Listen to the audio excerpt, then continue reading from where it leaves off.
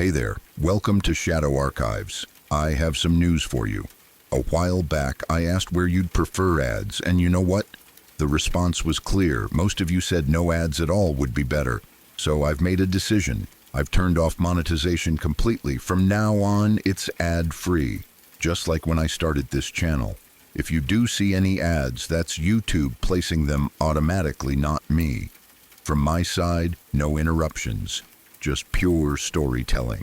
Before we begin, feel free to leave a comment and tell me where you're listening from tonight. And if you enjoy these stories, please like the video and subscribe to the channel. Now get comfortable, take a deep breath, and let's begin.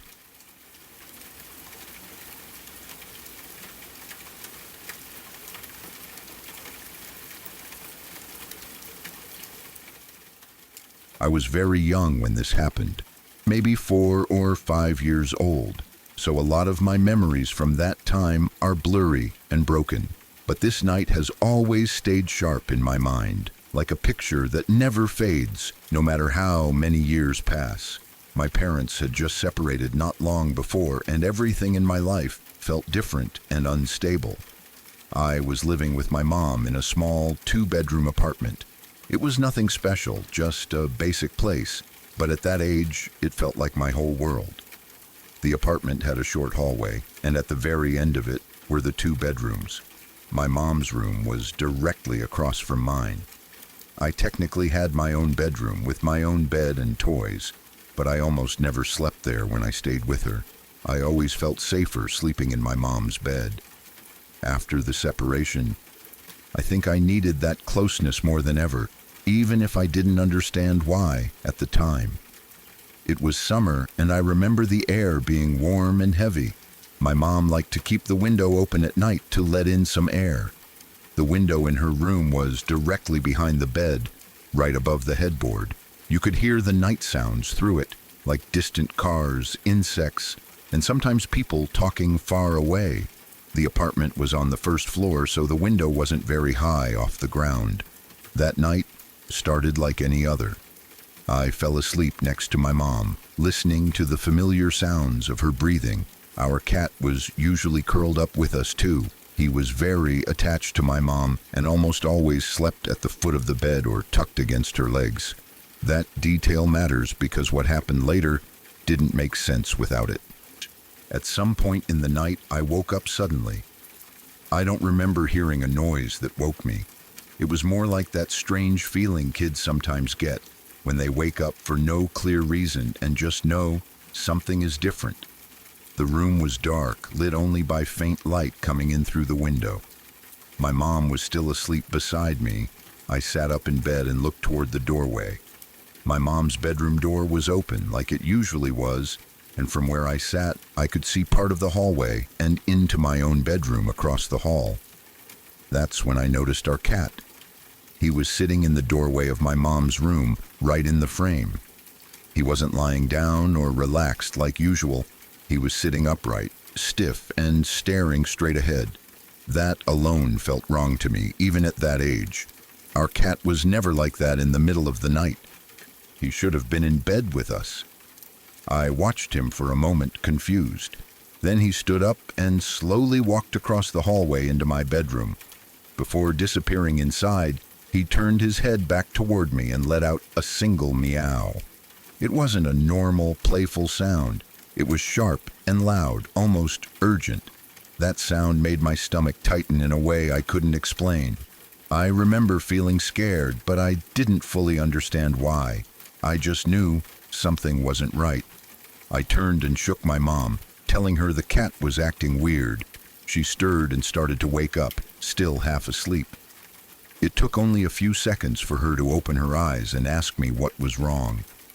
Those 3 or 4 seconds are burned into my memory. As she woke up, we both turned our heads back toward the doorway at almost the exact same time. The cat was no longer there. Instead, standing in the doorway of my bedroom was a man. He was partially in shadow, but there was enough light for me to see his shape clearly. He was tall, much taller than my mom, and he was standing just inside my bedroom near the door. He wasn't facing us directly. His body was angled as if he had just turned and was moving away, like he had been inside my room and was now leaving it. I don't remember his face clearly. What I remember most is the shape of him, the stillness for that brief moment, and the feeling that came with it. It was pure fear, sharp and instant. Even as a small child, I knew without being told that this person was not supposed to be there. There was no yelling, no words spoken. Everything happened very fast. My mom reacted in a way that still amazes me when I think about it now. She didn't freeze. She didn't hesitate. She didn't scream first. She moved. In one quick motion, she grabbed me, lifted me up, and ran straight toward the window behind the bed. Before I could even fully process what was happening, she pushed me out through the screen window. The screen popped out easily, and suddenly I was falling. Because the apartment was on the first floor, the drop wasn't very far, maybe about 3 feet. I landed on the grass outside. I wasn't hurt, just shocked and terrified.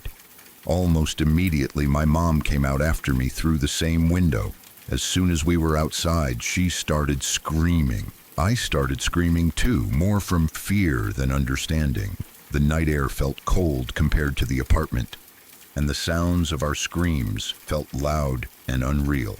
Lights began turning on in nearby apartments. Someone yelled, asking what was wrong. Someone else called 911. We stayed outside, clinging to each other until the police arrived. I remember the flashing lights, red and blue, reflecting off the building and the grass. I remember officers asking questions, my mom trying to explain what she saw, her voice shaking but firm. The police searched the apartment carefully.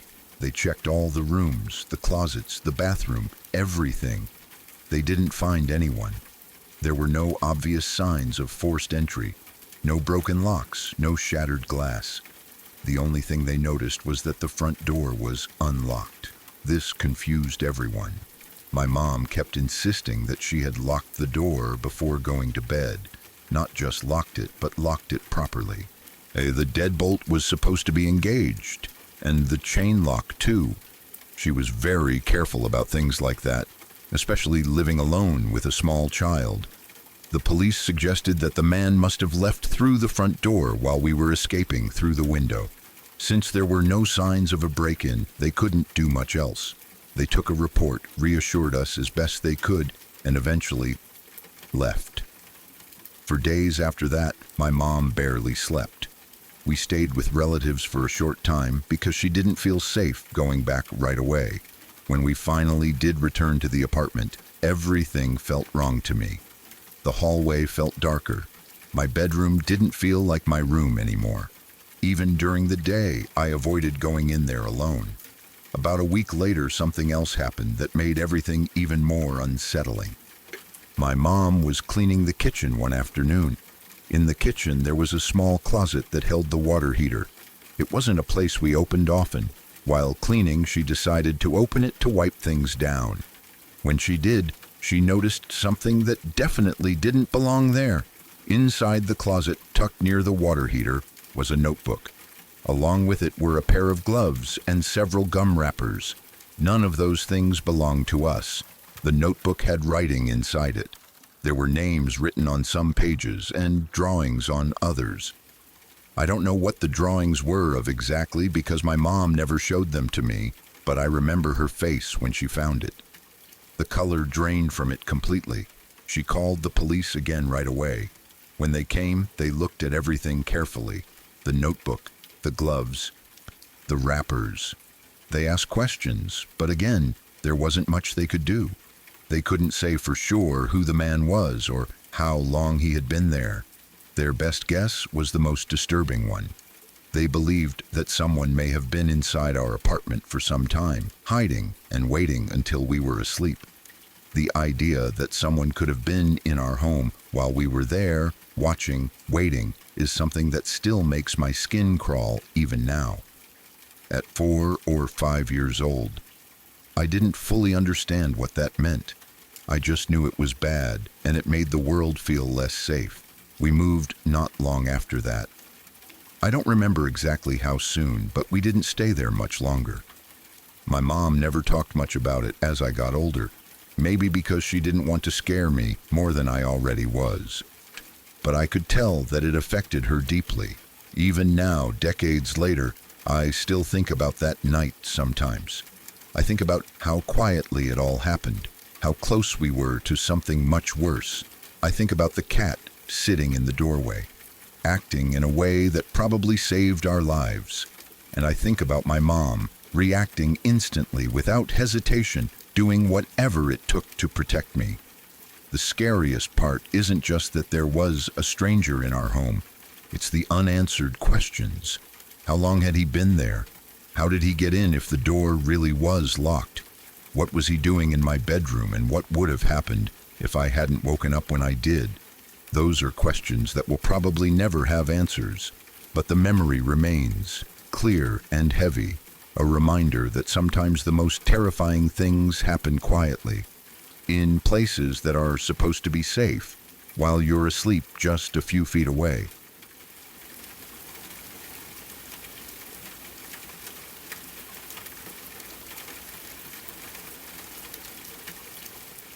I was 12 years old when this happened, and even now, years later, it still feels unreal when I think about it. It's one of those memories that never really leaves you. You don't think about it every day, but when it comes back heavy, like it never aged with you. It still feels just as sharp and disturbing as it did back then. I had moved in with my dad when I was 10. That move changed everything in my life. New house, new area, new school, new faces. I didn't know anyone there at first, and at that age, feeling alone in a new place can feel overwhelming. The only people I really knew were a family my dad was friends with. They lived not too far away, and because my dad trusted them, I ended up spending time around their house more than anywhere else. It was a single mother with 3 kids. The house always felt busy. Loud and a little chaotic, but in a normal way. I remember feeling relieved that there were kids around my age because it meant I wasn't completely alone anymore. One of her kids was a girl who was a couple of years older than me. She was about 12 when I first met her, the same age I was when everything happened later on. We weren't best friends. We didn't have that kind of close, inseparable bond, but we were around each other often enough. Over time, we started sharing the same group of friends. We'd see each other at get-togethers, hanging out outside, riding bikes, just doing normal kid things. She was quiet but friendly, and she always seemed kind. Nothing about her life seemed unusual from the outside. Her mom worked a lot. She had to, being a single parent with 3 kids. Because of that, the kids were sometimes home alone in the evenings. This wasn't strange to any of us. It was just how things were. Back then, it felt normal. One of our friends, Rob, was hanging out at her house one night. He was there with her and her younger brother. They were just doing what kids do, talking, watching TV, wasting time. There was nothing special about that night at first. It was just another evening where kids were left to entertain themselves while an adult worked late. What none of us really understood at the time was what was going on in the background of her mother's life. Through her work, her mom had been helping another woman. I don't know exactly what kind of help it was, but she got to know this woman fairly well. They talked, shared personal things, the way people sometimes do when they spend a lot of time together through work. During those conversations, she learned that the woman had a sister who was in a mental institution. Recently, that sister had been released. I don't know how much concern that raised at the time, or if it raised any at all. Back then, mental health wasn't talked about the way it is now. People didn't always question things, and they didn't always understand the risks. Life just kept moving forward. That night, while Rob was hanging out with my friend and her younger brother, there was a knock at the door. My friend didn't hesitate. Her mom had a specific way of knocking when she came home from work, a familiar pattern, something the kids recognized without thinking. When they heard the knock, my friend assumed it was her mom and opened the door. That single moment changed everything. Rob immediately realized something was wrong. I don't know if he saw the woman's face or just felt it, but he knew it wasn't their mom.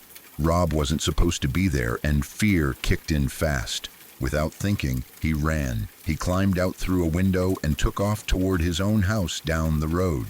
Later, people would say things about that moment. Why didn't he stay? Why didn't he help? But when you're a kid, fear doesn't come with logic. It comes with instinct. And his instinct was to get away. The woman at the door was not their mother. She was the sister of the woman their mom had been helping. Somehow, through conversations with her sister, she had learned where the family lived. She had learned that the mother worked nights. She knew when the house would be empty, except for children. She walked inside. What happened after that is something I don't know in detail, and honestly, I'm grateful for that. Even what I do know is more than enough to haunt someone. I've never wanted to know the exact sequence of events. The imagination is already cruel enough without the full picture. At some point, my friend's younger brother managed to escape. He ran to a neighbor's house and called the police. That part alone tells you how terrifying the situation must have been. A child running for his life, knowing something was horribly wrong, knowing he had to get help or something even worse would happen. But it was already too late. The woman murdered my friend. It happened just a week before Christmas. That detail has always stayed with me. The timing makes it even more cruel. A time that's supposed to be about warmth, family, and safety became something dark and unbearable. While people were decorating trees and buying presents, this family's world was being destroyed. The way my friend was killed is something I wish I had never learned, but it became known in the community. The woman decapitated her. She left her body naked in the bathtub. Her head was hidden somewhere else in the house. Even writing that now feels wrong. It feels unreal that this happened to someone I knew, someone I had talked to, laughed around, spent time with, even if we weren't close. She wasn't a story on the news to me. She was a real person. The police searched the house thoroughly. They had to. They were looking for her head. They ended up having to go through the Christmas presents that were already wrapped and waiting. Somewhere among them, they found it. I don't know where exactly it was hidden, and I don't want to know. Just knowing that it was hidden among gifts meant for children is enough to make my stomach turn. The idea of police opening Christmas presents not to bring joy, but to recover evidence from a murder is something that still feels deeply disturbing. The woman was caught. I don't know all the legal details of what happened to her afterward. At that age, no one explained things like that to me. All I knew was that my friend was gone, and she was gone in the worst way possible. The town changed after that. Even if people didn't talk about it openly, you could feel it. Parents became more protective. Doors were locked more carefully. Kids weren't left alone as often. There was a constant feeling of unease, like something fragile had been broken and couldn't be fixed. For me personally, it changed how I saw the world. Before that, danger felt abstract. It was something you saw on TV or heard about happening far away. After that, it felt close. It felt like something that could reach into a normal house on a normal night and destroy everything. I wasn't allowed to go to her funeral. At the time, I didn't understand why. I was hurt and confused. I wanted to say goodbye. I wanted to be there, even if I didn't know what that meant. But the adults decided it was too much for me. Maybe they were right. Maybe they were trying to protect me from something that would have stayed with me forever. Still, not being able to go made it feel unfinished, like there was no proper ending. She just disappeared from my life, replaced by whispers and fear and silence.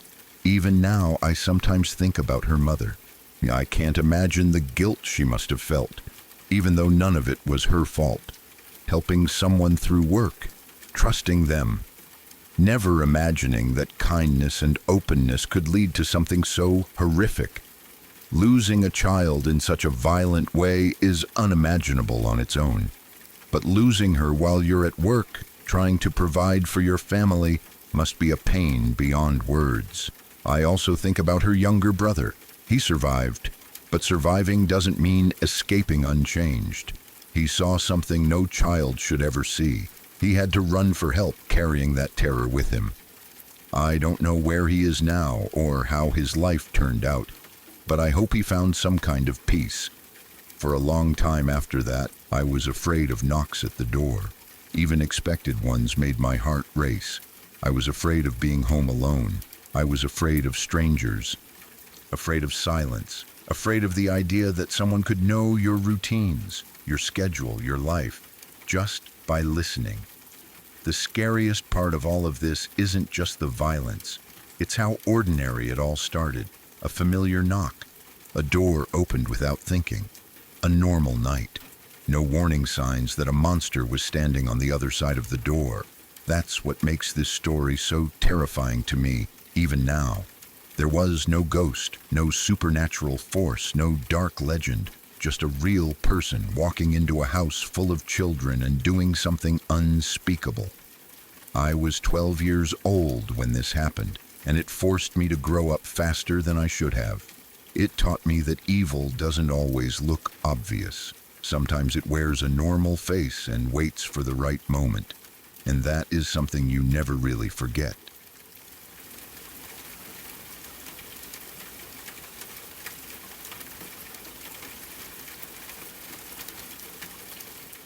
I remember this happening so clearly because it was one of those moments that felt completely normal right up until it suddenly wasn't. Nothing dramatic had been going on before it happened. No build-up, no warning, just a quiet evening that turned unsettling in a matter of seconds. I had just gotten home from work and went straight up to my room on the second floor. I was tired in that dull, end-of-the-day way, the kind where you just want to sit down and exist for a bit without thinking. My room felt quiet and familiar.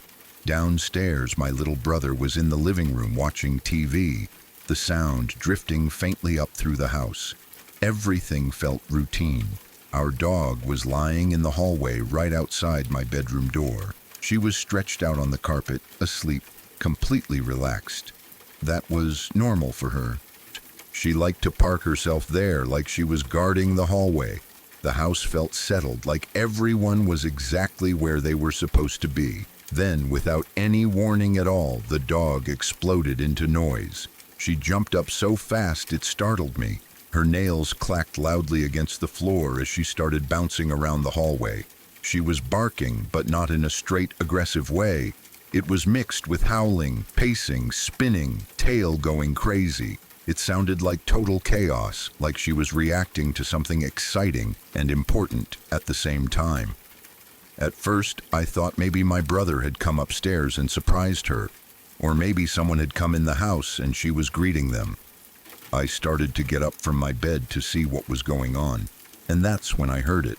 A man's voice, clear as day from the hallway, right outside my door. "Ah, that's a good girl."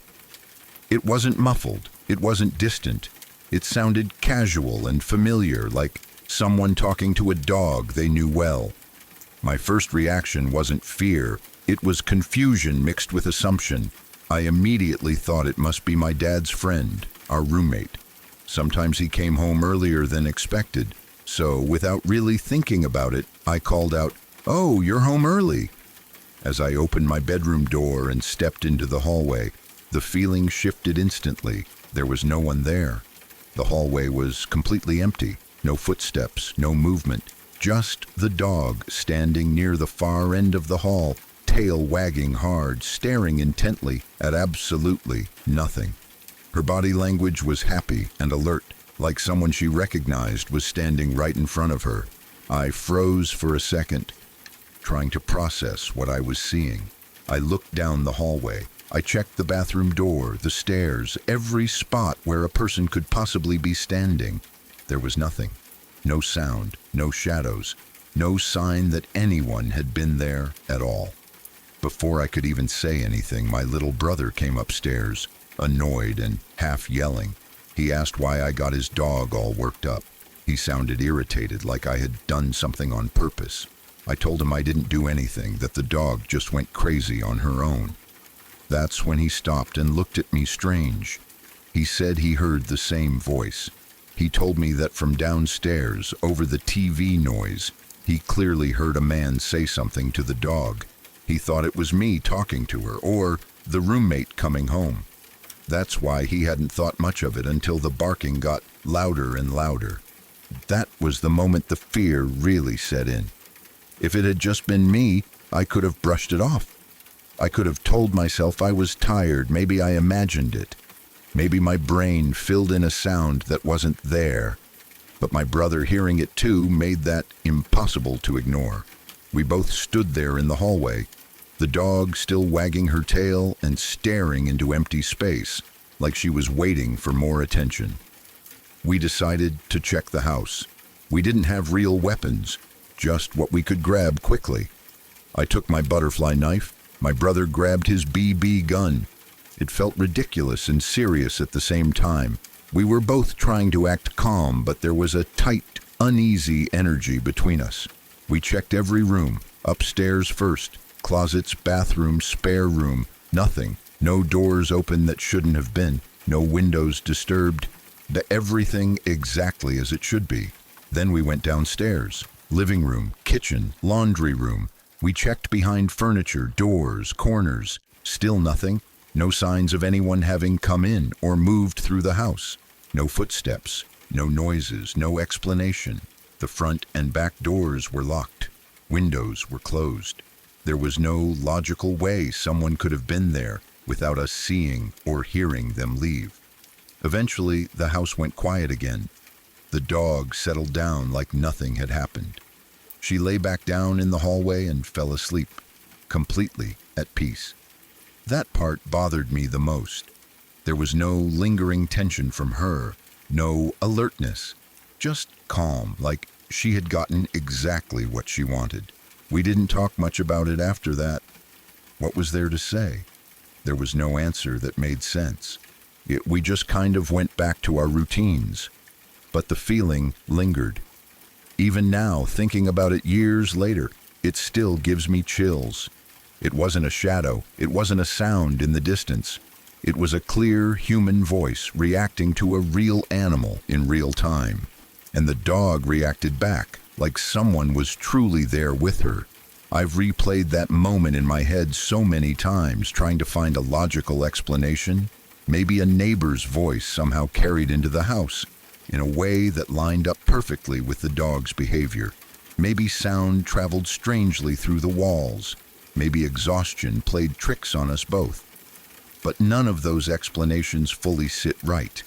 What stays with me is how natural it all felt for those few seconds, how normal the voice sounded, how normal my response was.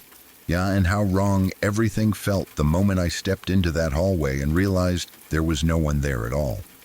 To this day, when I hear unexplained noises in a quiet house, my mind goes back to that hallway, to the dog wagging her tail at empty space, to a voice that shouldn't have existed, and that feeling still hasn't gone away.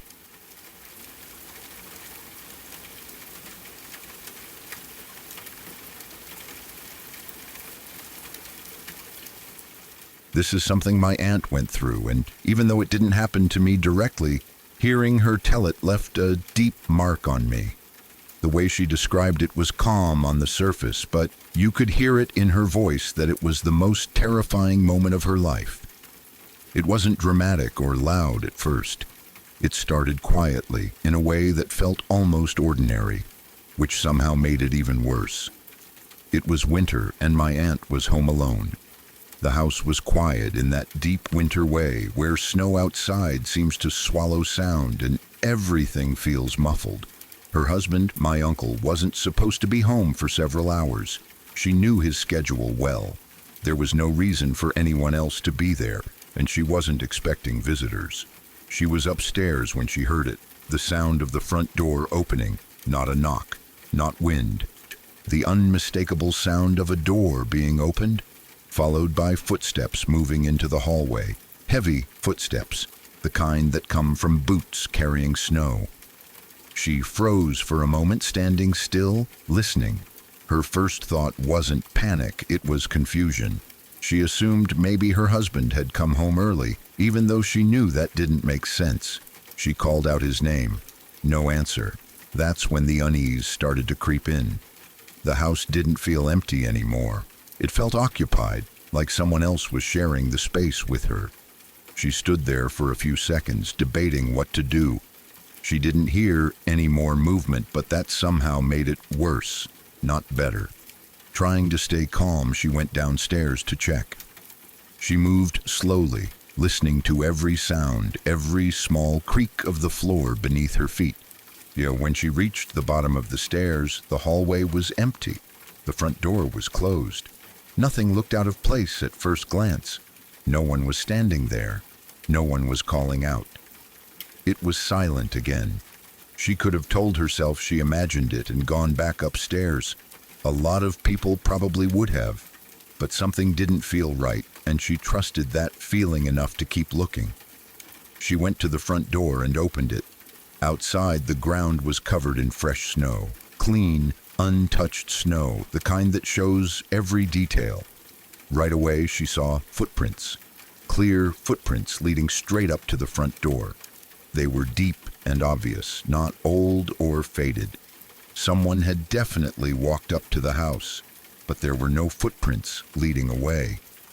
That's when her stomach dropped.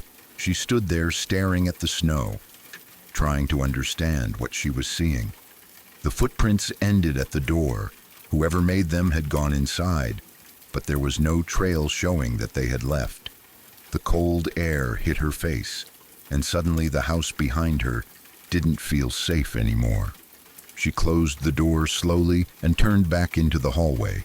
That's when she noticed the shoes. They were sitting there like they belonged, placed neatly near the entrance. But she knew immediately they weren't hers, and they weren't her husband's. They were worn, dirty, and unfamiliar.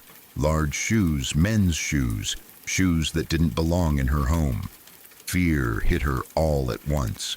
This wasn't imagination. This wasn't a misunderstanding. Someone was inside the house with her, and she had no idea where they were. She didn't yell. She didn't investigate further. She didn't call out. She ran. She ran back upstairs as fast as she could, locked herself in a room, and called the police. Her hands were shaking so badly that she struggled to hold the phone steady. She told the dispatcher there was someone in her house, that she was alone, and that she was terrified. While she waited, every sound felt amplified. The creak of the house settling, the hum of appliances, her own breathing. She was convinced at any moment she would hear footsteps on the stairs or a door opening. Those minutes felt endless. When the police arrived, she stayed upstairs while they searched the house. She could hear them moving around, opening doors, checking rooms. They took it seriously right away, especially after seeing the footprints in the snow and the unfamiliar shoes by the door. They searched everywhere, and they found him. A homeless man was hiding in a storage room inside the house. He had managed to get in and was staying out of sight. What made the situation even more horrifying was what he was holding: my uncle's shotgun. The police secured him quickly, and thankfully, no one was hurt. The man hadn't found the ammunition. It was stored somewhere else, hidden in a different location. If he had found it, the outcome could have been very different. That thought alone still makes my chest feel tight. The man was arrested and taken away, but the damage was already done. Even after he was gone, the house didn't feel the same. The sense of safety that comes with being alone in your own home was shattered in a single afternoon. My aunt later said that what scared her the most wasn't just that someone was inside the house. It was how quietly it happened, how easily he got in, how normal everything felt until it suddenly wasn't. The fact that if she hadn't gone to check the door, she might have stayed upstairs, completely unaware that someone was hiding below her. She still remembers the shoes in the hallway more than anything else. That small detail made it real. Shoes mean intention. Shoes mean someone made themselves comfortable enough to settle in, even briefly, in a place that wasn't theirs. To this day, she says it's the scariest thing she has ever experienced. Not because of violence, not because of a confrontation, but because of how close she was to something truly terrible without knowing it. Because danger was already inside her home, quiet and patient, while she was just going about her day. Stories like this stay with you. They change how you see the world. They remind you that sometimes the most frightening moments don't announce themselves. They slip in silently, leaving nothing behind but footprints in the snow that stop at your door and the terrifying realization that someone came in and never left.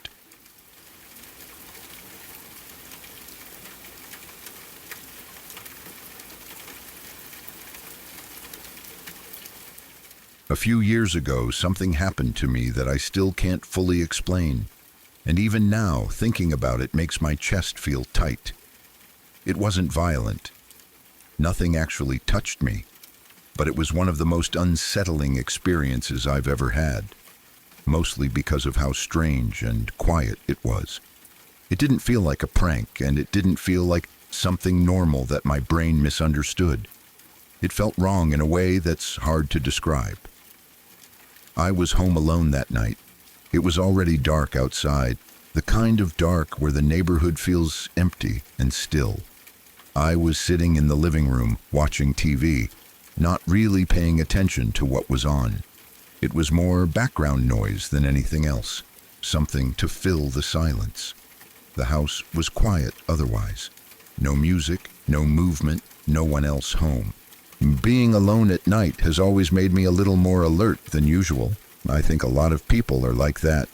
You listen more closely to sounds. You notice creaks and small noises that you might ignore during the day. Still, I wasn't scared at that point. I was relaxed, just passing time. Then the doorbell rang. The sound cut through the house sharply, louder than it normally felt. I remember my heart jumping a little when I heard it. I've always been cautious about answering the door, especially at night and especially when I'm alone. There was no reason for anyone to be stopping by. I wasn't expecting a delivery. No friends had mentioned coming over. Nothing made sense about it. I muted the TV and sat still for a moment, listening. I didn't hear any voices outside. No knocking followed the doorbell. Just silence. I decided to check, but carefully. I walked toward the front door slowly, making sure not to turn on any lights. I didn't want whoever was outside to know for sure that someone was home. I've always been careful about that. The porch light stayed off, and the inside lights near the door stayed off too. The house remained dark. I stepped up to the door and leaned toward the peephole. At first, it was hard to see anything. The porch light was off, and the street light didn't reach all the way to my front door. The area directly outside was mostly shadow, but after a second or two, my eyes adjusted enough to make something out. That's when I saw it. At the center of my view was a small figure, not tall, not adult-sized. It was low to the ground, maybe around 3 to 4 feet tall, but calling it a figure feels strange, because it didn't look fully solid or fully shaped like a person. It was more like a dark, opaque shape, almost like a shadow that was thicker than a shadow should be. I couldn't make out a face. I couldn't see clothing. I couldn't even tell for sure if it had legs in the way a person does. What I could see was movement. It was moving in a way that made my skin crawl instantly. The shape was dipping down slightly and then rising back up over and over again. At the same time, parts of it that looked like arms were moving outward and upward, then slowly back down. The motion reminded me of a person spreading their arms like wings, gracefully and deliberately, not jerky or rushed, almost like a dance, almost like it was performing. The movement was smooth, too smooth. It wasn't frantic, it wasn't aggressive. That somehow made it worse. It felt intentional, like whatever it was knew it was being watched. or at least knew it was there for a reason. I remember thinking that it didn't look like a child. It didn't look like an animal either. Animals don't move like that. People don't move like that either, at least not naturally. And if it were a person crouching or messing around, I should have been able to see some detail. Clothes, skin, a face catching light. But this thing stayed dark, darker than the night around it. Even though it was hard to see, it stood out clearly against the background, like it absorbed light instead of reflecting it. I stood there staring through the peephole, frozen. My breathing slowed down without me realizing it, like my body was trying not to make noise, even though there was no way it could hear me. My heart was pounding so hard I could feel it in my throat. After a few seconds, the fear became too much. I pulled my face away from the peephole quickly, like I had burned myself. I took a step back from the door, my hands shaking slightly. My mind was racing, trying to make sense of what I had just seen. I told myself it had to be something normal, a trick of the light, a shadow from a passing car, someone crouching down and messing around for some stupid reason, but none of those explanations fit. I stood there in the dark hallway staring at the door, listening. I didn't hear footsteps. I didn't hear breathing. I didn't hear anything at all. The house felt heavy, like the air had thickened.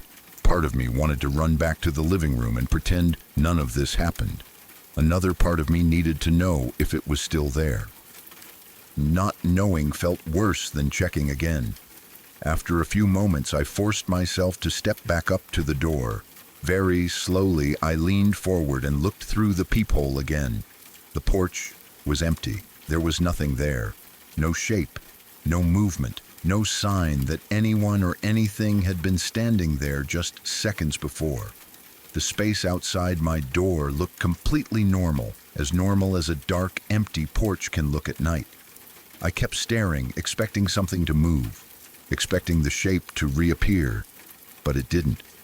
I stayed there longer than I probably should have, my eye glued to the peephole, scanning every inch of the view. Still nothing. No footsteps walking away, no shadow shifting, nothing. Eventually, I stepped back again. Relief washed over me, but it didn't last long. It was mixed with confusion and lingering fear. If it had been a person, where did they go so fast?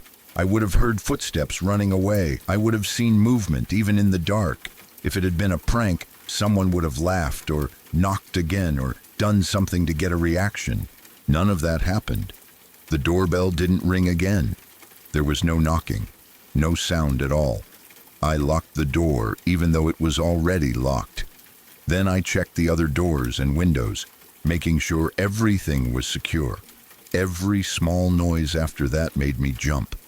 The TV felt too loud, then too quiet. The house felt unfamiliar, like it wasn't fully mine anymore. I didn't open the door. I didn't go outside to check. There was no way I was stepping out into the dark after seeing that. That night, I barely slept. Every time I closed my eyes, I saw that shape moving in that slow, almost graceful way, dipping, raising its arms like it was doing something just for me to see, and then leaving the moment I looked away. To this day, I still don't know what it was. I've tried to explain it logically. I've gone over it again and again in my head. Maybe it was a person wearing dark clothing and crouching. Maybe it was a trick of my tired eyes adjusting to darkness. Maybe my brain filled in gaps and created something that wasn't really there. But the memory doesn't feel like imagination. It feels solid, clear, real. What bothers me the most is how deliberate it felt. The movement wasn't random. It wasn't chaotic. It was slow, controlled, almost calm. Like whatever it was had time. Like it wasn't in a hurry. Like it knew exactly where it was and why. Sometimes I wonder what would have happened if I had turned on the porch light. Would it have vanished instantly? Would it have revealed itself as something normal? Or would I have seen it more clearly in a way I wouldn't have been able to forget? I'm not sure which answer scares me more. Even now, years later, I still hesitate when the doorbell rings at night. I still avoid turning on the porch light right away. And sometimes, when I'm standing at the door, listening, I think about that small, dark shape and the way it moved. And I get that same cold feeling all over again. Whatever it was, it stood right outside my door. It rang my doorbell. It waited long enough for me to look. And then it was gone.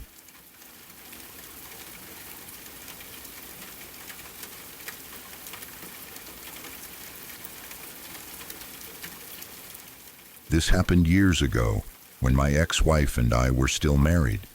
And it's one of those moments in my life that still makes me stop and think whenever it crosses my mind. It wasn't loud or dramatic when it happened. There was no sudden shock at first. It started quietly, with a phone call that didn't make sense at the time, and only later did its meaning sink in. My ex-wife worked the night shift back then. Because of that, our daily routines were completely opposite. I worked during the day, and she slept. We were used to barely talking while I was at work, unless something important came up. She almost never called me during the day. If my phone rang and it was her, I knew immediately that something was off. That's why I remember this call so clearly. I was at work, going through a normal day when my phone rang. I looked at the screen and saw her name. My first thought was that something bad must have happened. I stepped away to answer it, already feeling uneasy before she even spoke. Her voice sounded strange, not panicked, not crying, but unsettled, like she was trying to explain something she didn't fully understand herself. She told me she needed me to do something right away. She said I needed to call my friend Danny and make sure he and his family were okay. At first, I thought I misheard her. I asked her why. I told her I was at work and asked what was going on. She hesitated, then said something that caught me completely off guard. She told me she had just woken up from a dream, but she couldn't remember what the dream was about. She didn't see anything clearly. She didn't remember images or details. All she knew was that when she woke up, she felt this overwhelming sense that something was wrong with Danny and his family. She said it wasn't like a normal dream. It wasn't just a bad feeling that faded away. It stayed with her. She felt anxious and restless, like she couldn't go back to sleep. And the strongest thought she had was that I needed to call Danny. I didn't know what to say at first. I've always been a practical person. I believe in logic. I believe in explanations that make sense. Dreams don't usually mean much to me, but something about the way she sounded made me pause.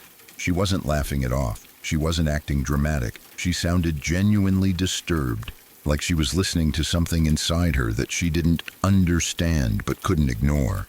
Still, I tried to be reasonable. I told her that Danny was probably fine, that dreams can feel intense but don't always mean anything. She didn't argue. She didn't try to convince me with emotion. She just repeated herself calmly and firmly, saying she really felt I should call him. So I did. I stepped outside and called Danny. He answered like normal, his voice casual and relaxed. I asked him how he was doing. I asked how his family was. He told me everything was fine. Nothing out of the ordinary. Kids were okay. Life was normal. I felt a little foolish, to be honest. I explained why I was calling. I told him my wife had a strange dream and felt worried about him. He chuckled lightly, not in a cruel way, just amused. He said to thank her for the concern, but assured me that everyone was okay.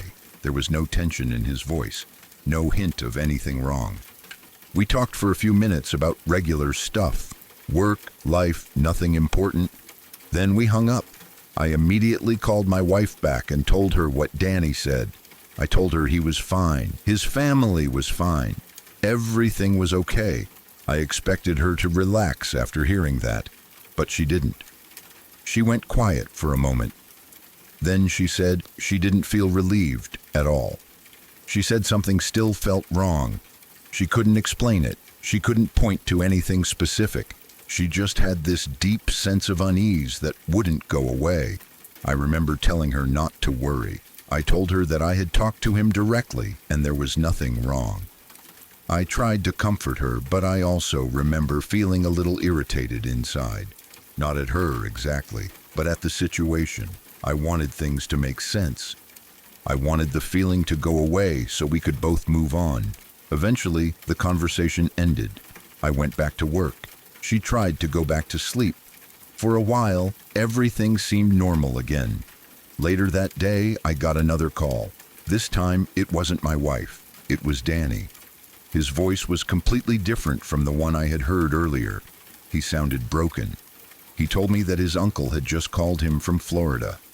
The call came less than half an hour after I had spoken to Danny earlier that day. His uncle told him that Danny's son had hanged himself. I remember feeling like the ground dropped out from under me. I couldn't process the words at first. I asked him to repeat it. I didn't want to believe what I was hearing, but there was no misunderstanding. His son was gone. It had already happened before I even made that first phone call. Danny was devastated. There was nothing I could say that would help. I listened while he talked through shock, disbelief, and pain. The kind of pain that doesn't sound real when you hear it through a phone. After the call ended, I just sat there in silence. The first thought that hit me wasn't about logic or explanations. It was my wife. She had called me before anyone knew, before Danny had been told, before the official phone calls went out, before reality caught up with what had already happened. I called her immediately. When I told her what had happened, she broke down, not because she felt proud or validated, but because the feeling she had that morning suddenly made horrible sense. She said she knew it, not in a clear way, not with images or facts, but in that deep, instinctive way that doesn't need explanation. She hadn't seen anything specific in her dream. She hadn't seen Danny's son. She hadn't seen what happened. She had only felt that something terrible had occurred and that it was connected to Danny. That's what unsettled me the most. If she had described a detailed dream, I might have dismissed it as coincidence, but she didn't remember the dream at all, just the feeling it left behind, the urgency, the need to act. For a long time after that, I tried to explain it away. I told myself it was coincidence, that bad things happen all the time and sometimes timing lines up in disturbing ways. I tried to tell myself that she worried about people often and this time it just happened to match something real. But no matter how I tried to frame it, it never sat right. She didn't worry about Danny all the time. She didn't randomly ask me to call friends and check on them. This was out of character for her. The timing was too precise. The urgency was too strong, and the fact that the event had already happened, but the news hadn't reached anyone yet, made it even harder to ignore. After that day, I started paying more attention to the strange things she experienced. She had moments like that occasionally, sudden feelings, intense emotions tied to people she hadn't thought about in years. Sometimes nothing came of them, sometimes something did. She didn't claim to know why it happened. She never said she had special abilities. In fact, she was uncomfortable talking about it. It scared her more than anything. She didn't like the idea of knowing things she couldn't explain. As for me, it changed how I see certain things. I'm still a rational person. I still look for explanations. But that experience taught me that not everything fits neatly into categories we understand. Some things exist in the space between logic and instinct, between coincidence and meaning. What haunts me most isn't just that she sensed something terrible had happened. It's that she felt it strongly enough to wake up, to call me, and to insist that I check on someone she barely interacted with. And she was right. Danny's life was changed forever that day. His family was shattered, and my wife's strange, half-remembered dream became something I've never been able to forget. Even now, years later, when I think about that phone call at work, I still get that same uneasy feeling. The feeling that sometimes, somehow, people can sense things they shouldn't be able to. That grief can echo outward before the words are spoken, that some moments arrive quietly, disguised as nothing more than a strange feeling you can't shake. And by the time the truth catches up, it's already too late. Sorry to interrupt. If you're new here, I'd appreciate it if you subscribe to Shadow Archives for daily true horror content that will haunt your dreams and keep you wondering what lurks in the shadows. And don't forget to tap the notification bell so you never miss a new story when the darkness calls out to you.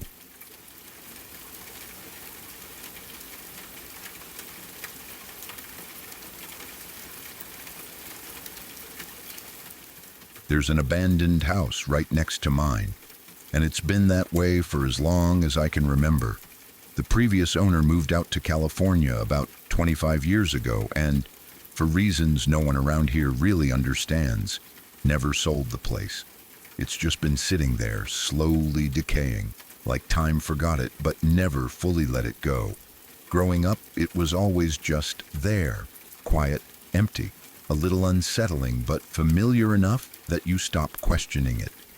Over the years, people in the neighborhood speculated about it. Some said the owner left in a hurry. Others said he planned to come back and never did. A few claimed there were legal issues or that the house was tied up in some kind of dispute. But no one really knew.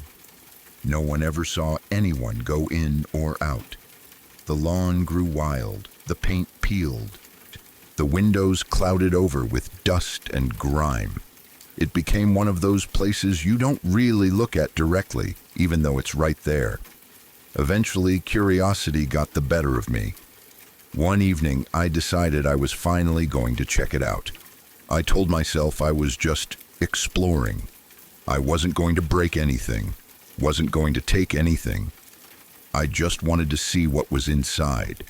I grabbed a flashlight, put on gloves, and walked over, while it was still light enough outside that I didn't feel completely stupid doing it. One of the basement windows was already cracked open, probably from years of weather and neglect. I pushed it the rest of the way open and climbed inside. The smell hit me immediately. Not rotten exactly, but old, damp, like dust, mildew, and time all mixed together. And the kind of smell that makes you feel like you shouldn't be breathing too deeply. I decided to start in the basement. The beam of my flashlight cut through the darkness as I stepped down. The basement was larger than I expected, and almost everything down there was still intact. That alone felt strange. It wasn't empty, it wasn't stripped. It felt preserved, like someone had just stopped living there one day and never came back. The first thing I noticed was a grand piano. It sat against one wall, covered in a thin layer of dust, but otherwise surprisingly well kept. I couldn't believe it had been left behind. I walked over and gently pressed a few keys. It still played. The sound echoed strangely in the basement, haunting and warped. Every note was horribly out of tune, but the fact that it made sound at all sent chills down my spine. Now, it felt like the house responding to my presence. As I moved around, I started finding more things. Old instruments leaned against the walls, guitars with strings rusted but intact, brass instruments tucked into corners. It looked like music had once been a huge part of someone's life down there. It didn't feel random. It felt intentional, like someone had poured their heart into that space. There were boxes, too. Inside them were old papers, photographs, and items from World War II, medals, uniform pieces, letters yellowed with age, stuff you'd expect a family to treasure, not abandon.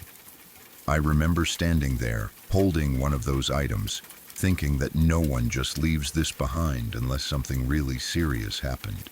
Then I found what looked like a signed Elvis poster. At first, I thought it had to be fake. But the more I looked at it, the more real it seemed. It was framed, though the glass was cracked. The signature was bold and clear. Whether it was authentic or not, it clearly meant something to whoever owned it. It wasn't something you'd casually forget in a basement and never come back for. There were other personal things, too. A broken wedding picture frame caught my attention. The glass was shattered, but the photo inside was still visible.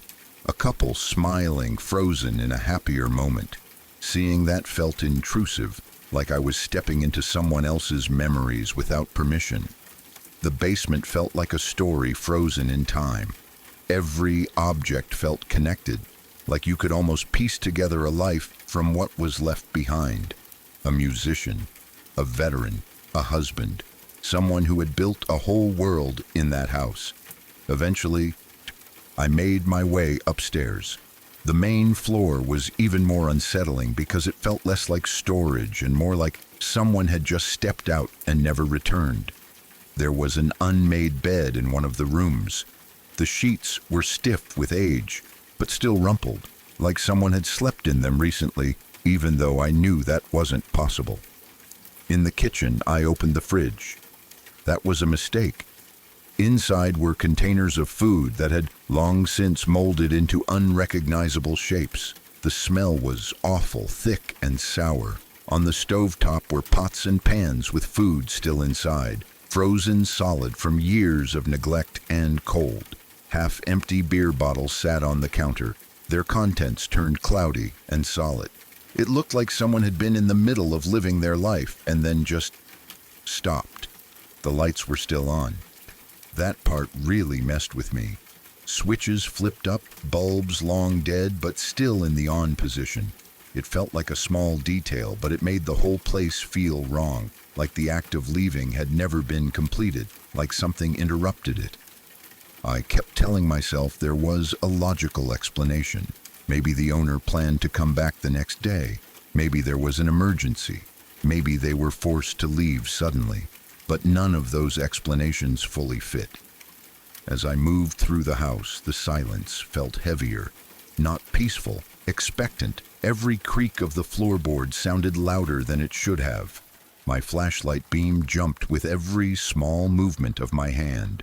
I became painfully aware of how alone I was. Then I started up the stairs. The staircase groaned under my weight, the sound echoing through the empty house. I was halfway up when I heard it, crying. At first, I thought my brain was playing tricks on me. The house made noises, old houses always do. Pipes shift, wood settles, wind finds its way through cracks. I stopped and listened, holding my breath. The sound came again. It wasn't loud, it wasn't dramatic, it was quiet, steady, and unmistakably human. Crying, coming from one of the side rooms upstairs. That was the moment everything inside me screamed that I had made a mistake. My heart started pounding so hard I could feel it in my ears. The flashlight shook in my hand, casting erratic shadows along the walls. I stood there, frozen, trying to decide if I should run or investigate. Every horror story I'd ever heard flooded my mind at once. I didn't want to believe it was real. Yet I didn't want to believe there was someone else in that house. And I definitely didn't want to believe that something had been there the whole time, surrounded by all those frozen remnants of a life that never moved on. The crying continued. I didn't wait to hear more. I turned around and got out of there as fast as I could, without tripping down the stairs. I don't remember every step clearly. I just remember adrenaline and fear taking over. I ran back the way I came, climbed out through the basement window, and didn't look back. I haven't been back since. Even now, thinking about it makes my skin crawl. I don't know what I heard. I don't know if it was someone living there secretly or something else entirely. I don't know if the crying was real or if my mind filled in the blanks after seeing so many deeply personal, abandoned things. What bothers me most is how complete everything felt. The house wasn't empty, it was paused. Like whatever happened there never reached a conclusion. Like the emotions tied to that place never left. Sometimes when I'm at home at night, I look at that house sitting next to mine. Dark, silent, windows staring back like empty eyes. And I think about that piano still down there, slowly going further out of tune. The wedding photo shattered but still intact. The lights left on. And somewhere upstairs, in a room I never saw, something crying. I don't know what happened in that house, but I know I don't want to find out.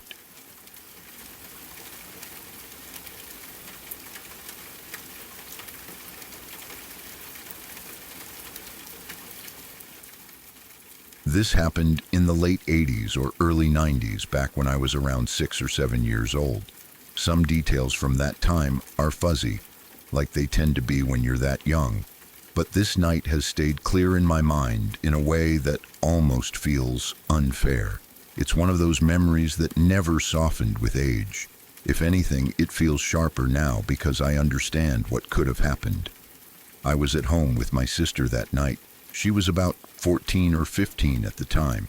We grew up in a small town in Texas, the kind of place where everyone knows everyone else, where people wave when they pass you on the road because they know who you are, or at least who your parents are. It felt safe in that way small towns often do. There wasn't much crime, and when something bad happened, everyone heard about it fast. My parents trusted my sister to babysit me pretty often.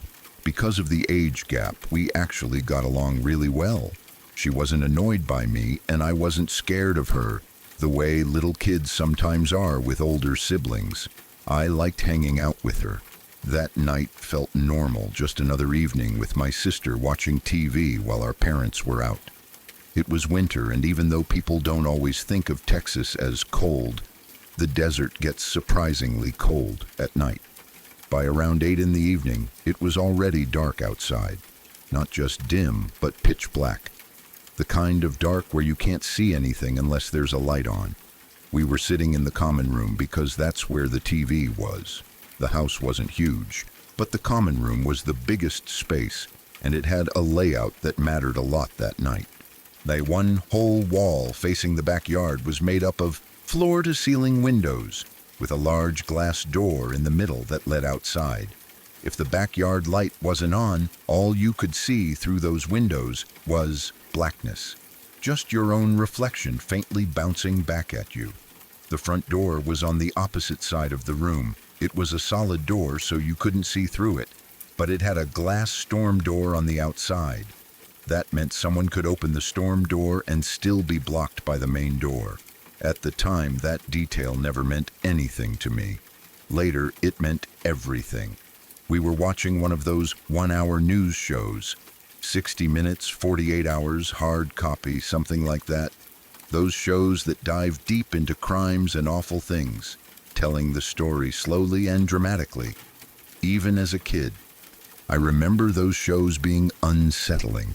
They felt heavier than regular TV, more serious. This episode was about a manhunt. The story they were telling was already scary on its own.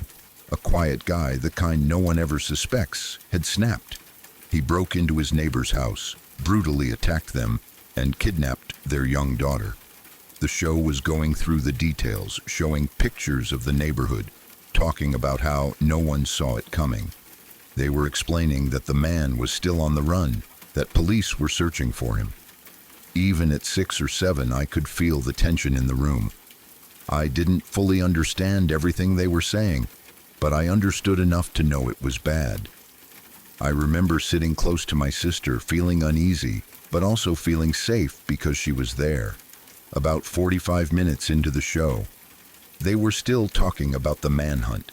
The TV was the main light source in the room, flickering blue and white across the walls. The kitchen light was on down the hall, but that was it.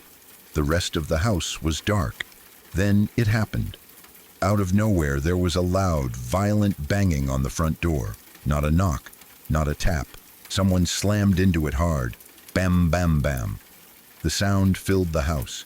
It was so sudden and so loud that both of us jumped up at the same time and screamed. I don't even remember deciding to scream. It just happened. Pure instinct. My heart felt like it was trying to break out of my chest. After that, there was dead silence. The banging stopped completely. No footsteps, no voices, just the TV still playing and our breathing, loud and shaky. For a moment, my brain tried to make sense of it. I was a kid.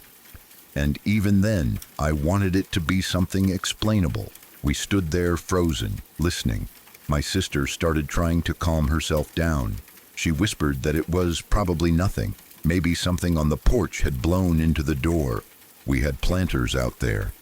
There was a rocking chair, too. West Texas winds can be brutal, and things get knocked around all the time. That explanation felt thin, but we wanted to believe it. We stayed there, holding on to each other, waiting. A minute passed, maybe two. Nothing happened. The silence stretched out, and slowly the rush of adrenaline started to fade, just enough for us to think again. Just as we were about to convince ourselves everything was fine, we heard it. The storm door closed, not slammed by the wind, closed. There is a very specific sound a storm door makes when someone opens it and then lets it shut. It's not violent, it's controlled. And to be able to bang on the front door the way someone had, the storm door would have had to be open. That realization hit both of us at the same time. Someone had opened the storm door, which meant someone had been standing on our porch. We didn't scream this time. We couldn't. Fear locked us in place. We were both on the floor now, frozen where we had dropped after the initial scare. I remember my sister's face going pale in the dim light. I remember her eyes darting between me and the front door. She crawled over to the TV. She didn't stand up. She stayed low, moving slowly like she was afraid sudden movement would draw attention. The TV was old, one of those big box ones with a metal dial. When she reached it, she turned it off. The dial made a solid mechanical thunk as it clicked into place.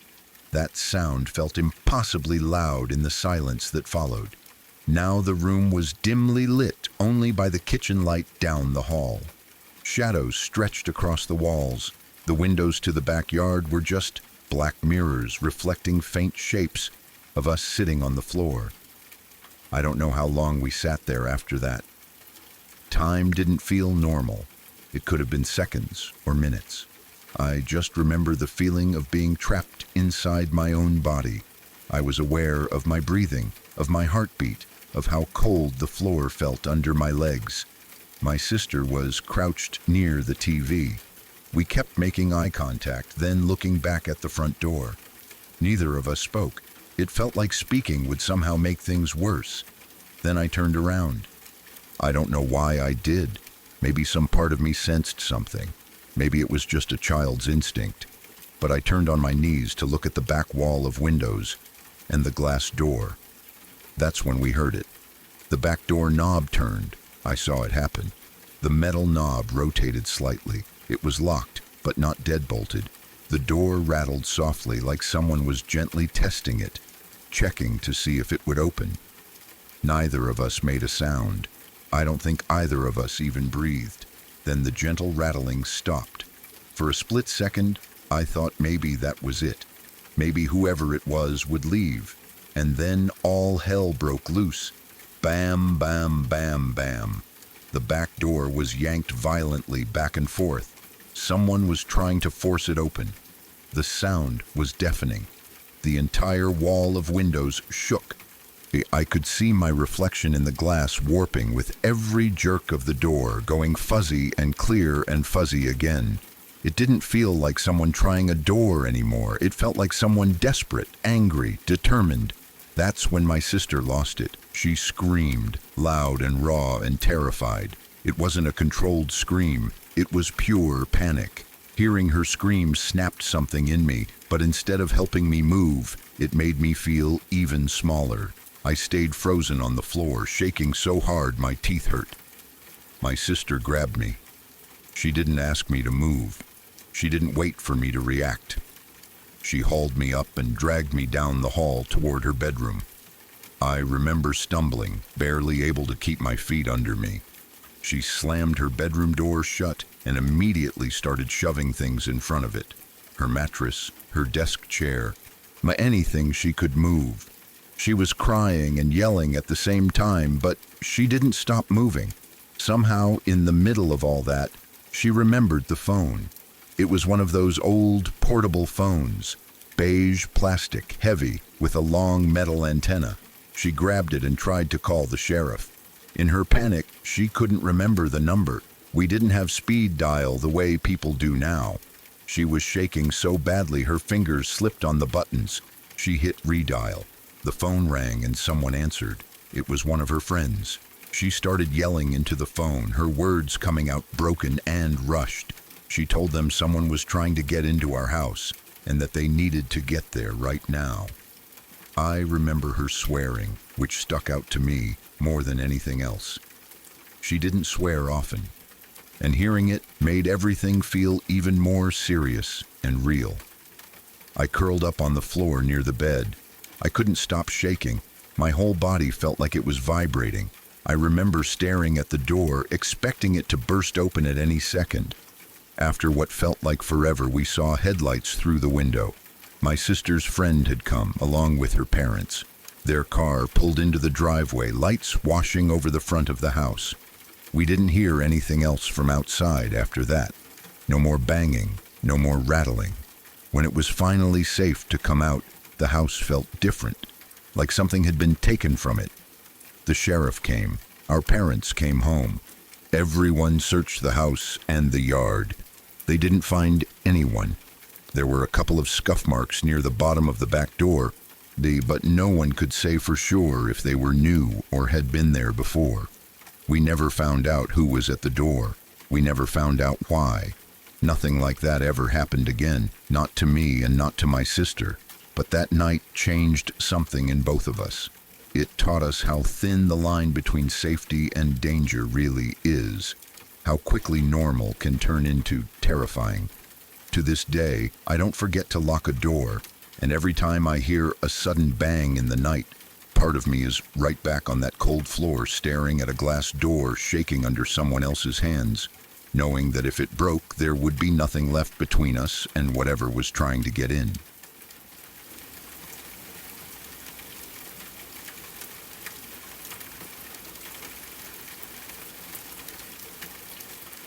I was 11 years old when this happened, and even now, decades later, it still flashes into my mind without warning. It's not a long story in terms of what actually happened, but the fear packed into those few moments stretched time in a way I didn't know was possible back then.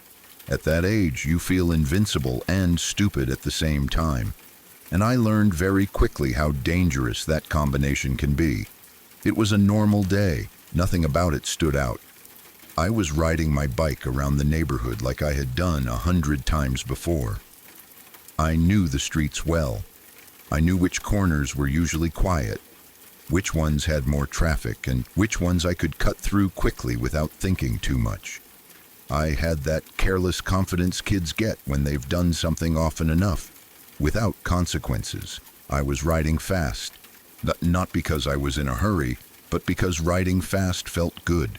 The wind in my face, the sound of the tires on the pavement, the feeling that I was in control of something. I wasn't thinking about cars. I wasn't thinking about danger. I was thinking about nothing at all. That's when I rode straight out in front of a car. I didn't see it until the last second. One moment the road looked clear, and the next moment there was a car right there, close enough that I could see the front grille and the headlights in detail. The driver slammed on the horn, and the sound exploded around me. It was loud, aggressive, and terrifying in a way that only a car horn can be when you're right in front of it. My heart jumped straight into my throat. I wobbled on the bike, but managed not to crash. I kept riding for a few feet, then slowed down. Adrenaline flooding my body, I knew I had messed up. I knew it was my fault. But instead of feeling embarrassed or apologetic, something else kicked in. Anger, not the justified kind, the stupid kind, the kind that comes from fear mixed with pride. I was scared, and instead of dealing with that feeling, I reacted the worst way possible. I turned around and flipped the car off.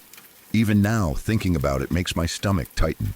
I was 11 years old, on a bike, flipping off a grown adult in a car. I didn't think about consequences. I didn't think about who they were or what kind of person they might be. I just reacted. The car screeched to a stop. The sound of the tires was sharp and violent, like they were tearing into the pavement. Everything went quiet after that, in a way that felt unnatural. The engine was still running, but it sounded distant, like it was underwater. I stopped pedaling and put one foot down on the ground, suddenly very aware of how small I was. The driver's door opened. A huge guy stepped out of the car. When I say huge, I mean huge in the way an 11-year-old understands size. He was tall, broad, and thick through the shoulders. He filled the space beside the car effortlessly, like he belonged there and the rest of the world should move around him. He didn't rush. He didn't yell. He didn't say anything at all. That scared me more than if he had. He walked calmly toward the back of the car. My mind started racing. Every warning my parents had ever given me, every story I had ever heard about road rage, suddenly crashed into my head all at once. I wanted to move. I wanted to get back on my bike and ride away as fast as I could. But my body didn't listen. I was frozen. Then the passenger door opened. A woman got out of the car. I assumed she was his girlfriend or partner, but I don't really know. What I do know is that she was crying, not quietly, not just tearing up. She was crying hard, like she was already in the middle of a breakdown before she even stepped out. She started screaming at him. Her voice cracked as she begged him not to do it. She kept saying his name over and over, telling him to stop, telling him not to open the trunk, telling him it wasn't worth it. Her words came out fast and desperate, like she was trying to outrun something terrible she knew was about to happen. "Don't open the trunk." She said it again and again. That phrase burned itself into my brain. I didn't know what was in the trunk. I still don't. But the way she reacted made my blood run cold. This wasn't someone calming down an angry driver. This was someone genuinely afraid of what he might do if he followed through. I remember the look on his face when he reached the trunk. He didn't look angry anymore. He didn't look emotional at all. He looked focused, like he had made a decision and was halfway through carrying it out. He put his hand on the trunk, and for a split second, I was sure he was going to open it. In that moment, my entire life narrowed down to a single thought. I am about to die over something unbelievably stupid.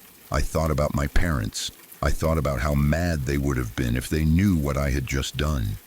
I thought about how unfair it would be to die because I flipped someone off when I was supposed to be watching the road. I didn't scream. Maybe I didn't cry. I couldn't. My mouth was dry. My hands were locked around the handlebars, and my legs felt like they didn't belong to me anymore. I don't even remember breathing. The woman kept screaming. Her voice was desperate now, almost hysterical. She moved toward him, hands out, like she was afraid to touch him, but also afraid not to. She kept saying his name and shaking her head, tears streaming down her face. Something changed. I don't know if it was her voice, or the reality of what he was about to do finally sinking in, or maybe something else entirely. But he stopped. He stood there for a moment, hands still on the trunk, like he was arguing with himself. Then he turned around. He walked back to the driver's side without looking at me. He didn't say a word. He got into the car, slammed the door shut, and the woman scrambled back into the passenger seat. The car roared to life and sped off, tires squealing as it disappeared down the road. Just like that, it was over. I stood there for a long moment after they were gone, still frozen, staring at the empty street. Everything felt unreal. The world looked the same, but I didn't feel the same inside it. My heart was pounding so hard it hurt. My hands were shaking so badly I could barely hold onto my bike. Eventually, my legs started working again.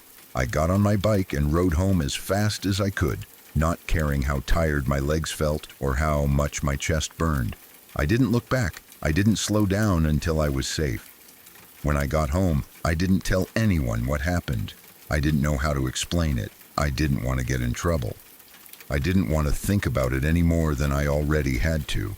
I went to my room and sat there, trying to calm down, replaying the moment over and over in my head.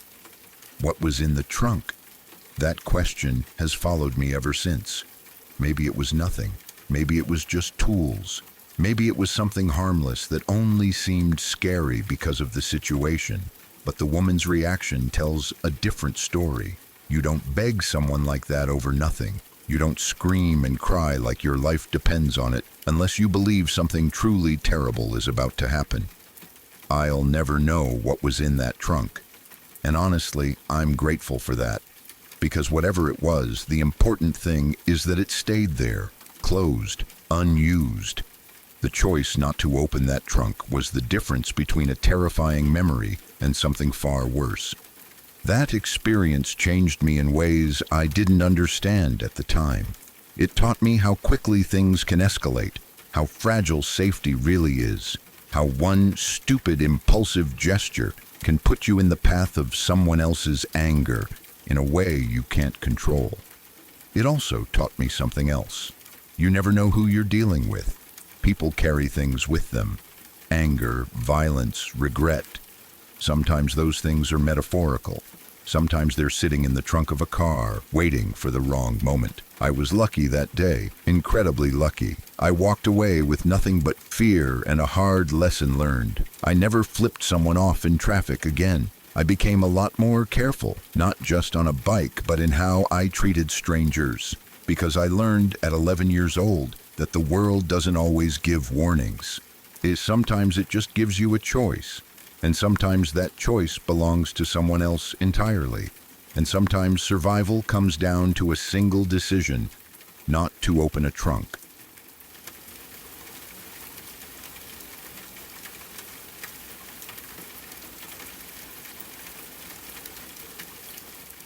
I have a lot of stories that scare me, but this is the one that still sits the deepest. Even telling it feels risky, like I'm opening a door inside my own head that I usually keep locked. I don't know how other people react to things like this because no one else lives inside my brain. All I know is that what I've experienced feels real enough to still haunt me years later. Shortly after I graduated from high school, my life split into a before and an after. One morning I woke up like any other day.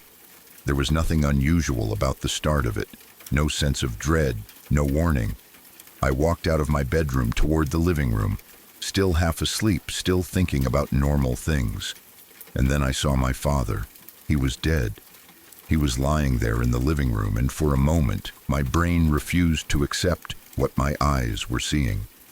I remember thinking he must be asleep or sick or passed out, anything other than what it actually was. I rushed to him and tried to give him CPR, my hands shaking, my thoughts scattered and panicked. But it was already too late. He had been gone before I even came out of my room. That moment rewired me. People talk about trauma like it's an emotional scar, something you remember and feel sad about. But this was different. It wasn't just a memory. It was like my brain got stuck on that morning and refused to move forward. I developed PTSD almost immediately, though I didn't have a name for it at the time. All I knew was that I was breaking. The nightmares started not long after. They were always the same at first. In the dream, I would be walking toward the living room, just like that morning. Everything would feel normal for a few seconds.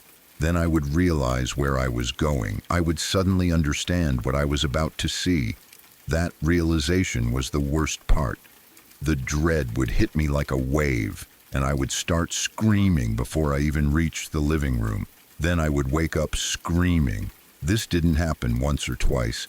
It happened constantly, night after night, sometimes multiple times a night. I would wake up drenched in sweat, my throat raw from screaming, my heart pounding like I had been running for my life.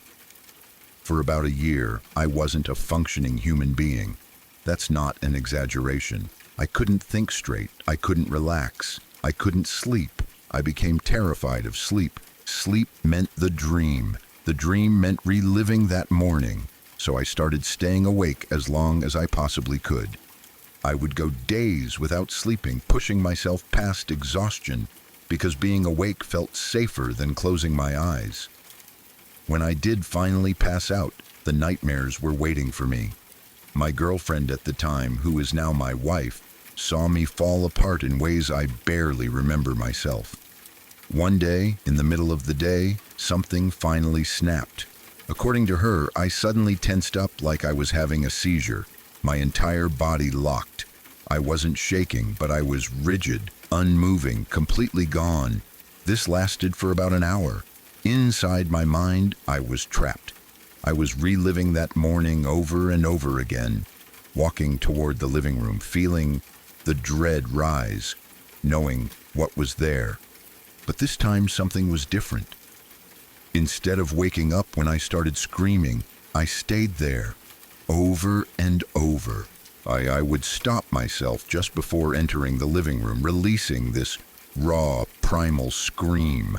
My wife later told me that I was screaming like that in real life too, not words, just sound, pure terror ripping out of me. This loop kept repeating in my head until something finally gave way. At some point, I stopped fighting it. I let myself go into the living room.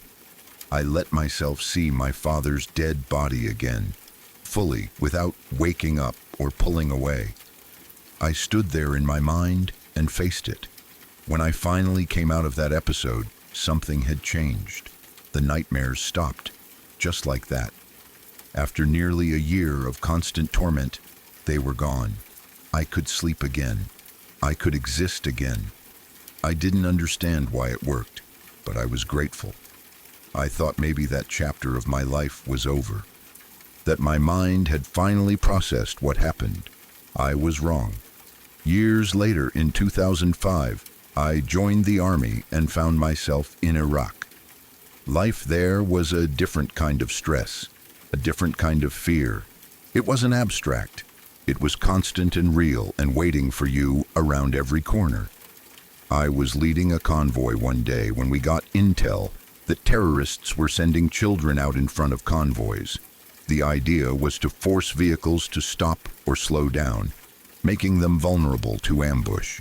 We were given clear orders: do not stop, run over anyone who gets in the way. Those orders sat heavy in my chest, but I understood why they existed. Still, understanding doesn't make it easier. As we were driving, I saw a kid run out into the road about 300 meters ahead of my vehicle. He was small, too small to be a threat on his own. My brain froze. Everything slowed down. I knew what I was supposed to do. I knew the orders. I knew the danger of stopping, but all I could see was a child in front of me. For a split second, I couldn't move. My truck chief started screaming at me to floor it. His voice cut through my paralysis. I pressed the accelerator, my heart slamming against my ribs, my stomach turning. At the last second, the kid dodged out of the way. He disappeared off the road, and we kept moving. I didn't say a word. When we reached the next FOB, I tried to get some sleep. I was exhausted, but my mind wouldn't let go of what had happened. I kept thinking about the decision I almost had to make, about how close I came to killing a child, about how easily things could have gone differently. Eventually, exhaustion won, and I fell asleep. That's when the nightmare came back. In the dream, I was driving again. Same road, same situation. The kid ran out in front of me. This time, I didn't freeze. I ran him over. I felt the impact. I felt the truck roll over something that should never be under it. The horror of it washed over me, heavy and sickening. Then I stopped. I got out of the vehicle, my legs feeling numb, my head buzzing. I walked toward the back of the truck to check the body. As I moved, a familiar feeling crept in. That old dread. The same one I used to feel in my nightmares years earlier. Somewhere in my mind, I recognized it. I told myself it wasn't the same. I tried to reassure myself that this was different, that I wasn't walking into my father's living room, that this was a different nightmare, a different horror. I kept walking. As I rounded the back of the truck, I saw my father. His dead body was there, just like that morning years ago. Something inside me broke completely. I went straight into that same primal screaming, raw and uncontrollable.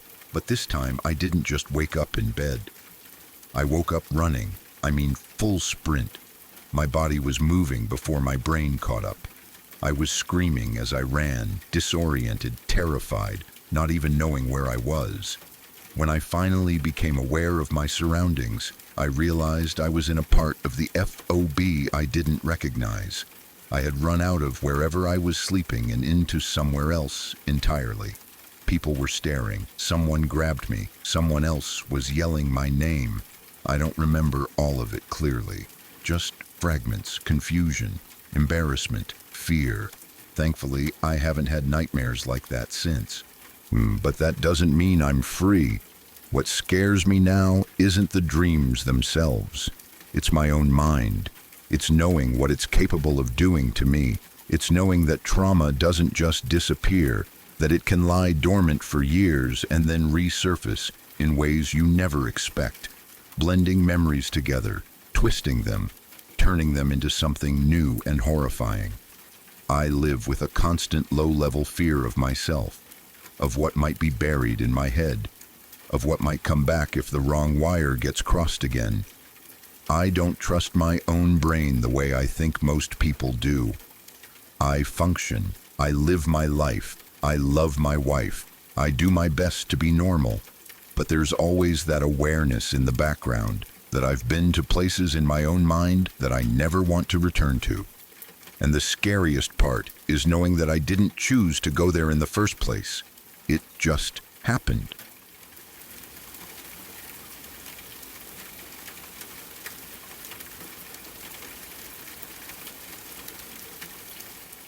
I've told this story before in another place, but it still stands as one of the strangest and most unsettling things that has ever happened to me and my wife. It's not loud or violent or dramatic in the way some scary stories are. It's quiet, personal, and that somehow makes it worse.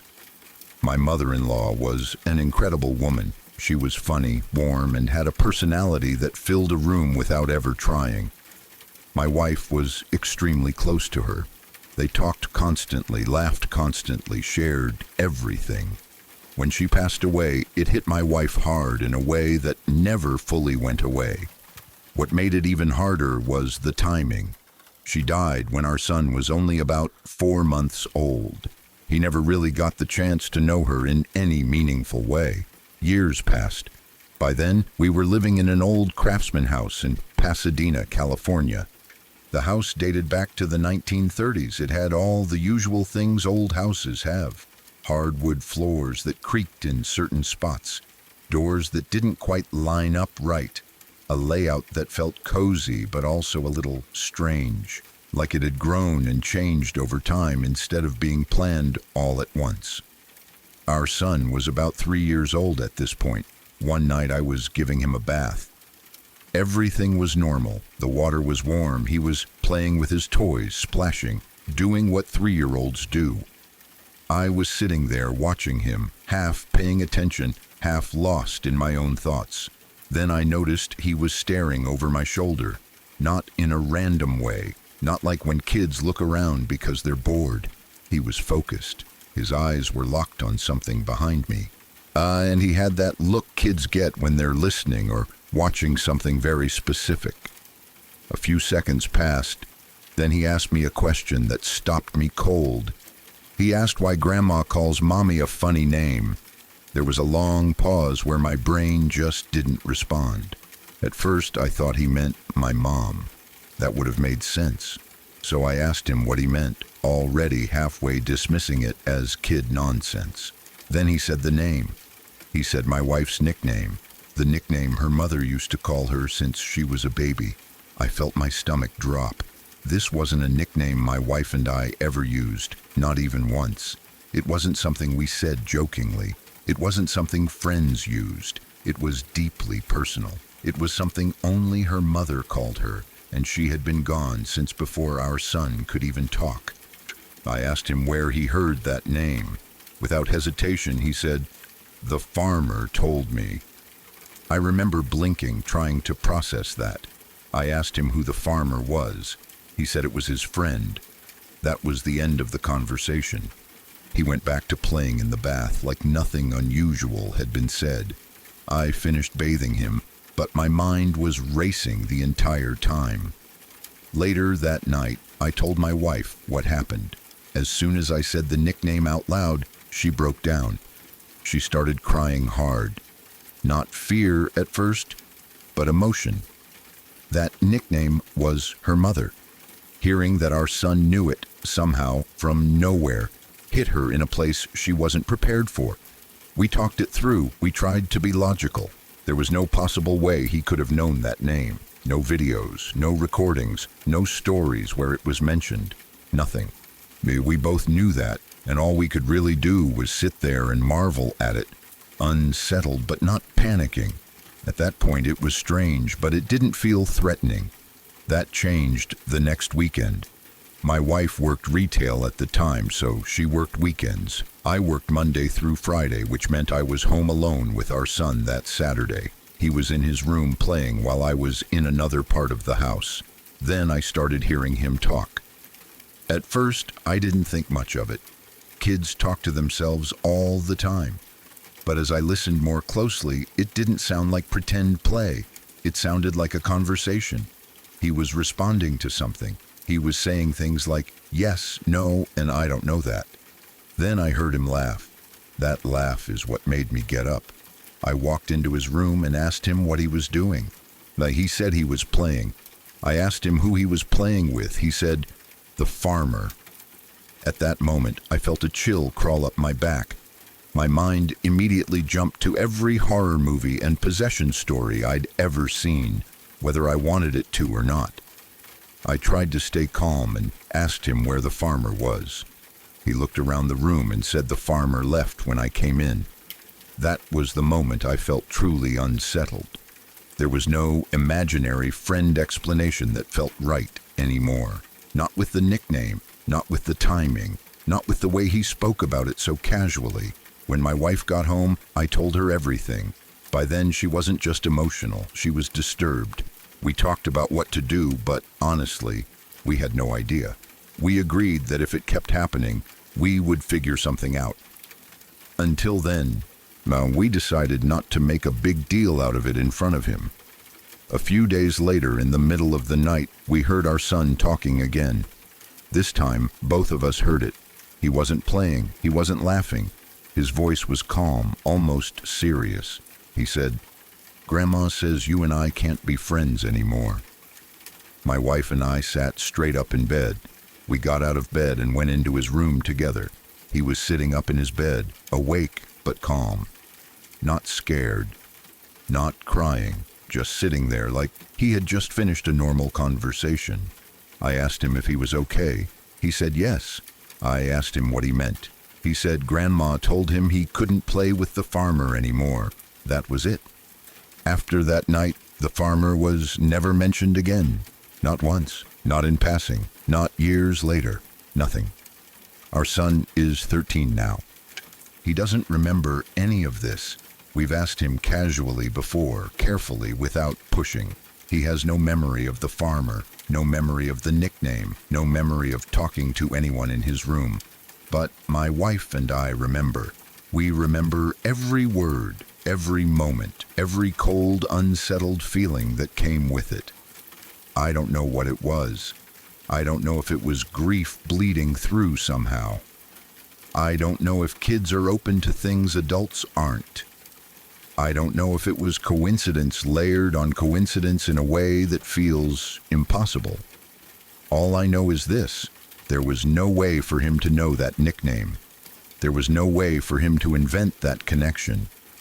And whatever the farmer was, it left when Grandma told him to. That's the part that still stays with me, not fear, authority, like something else stepped in and put an end to it. And just like that, it was over.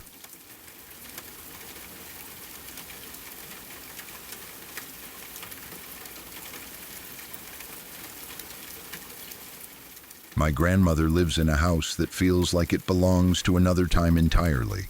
It was built in the late 1700s, and you can feel that age the moment you step onto the property.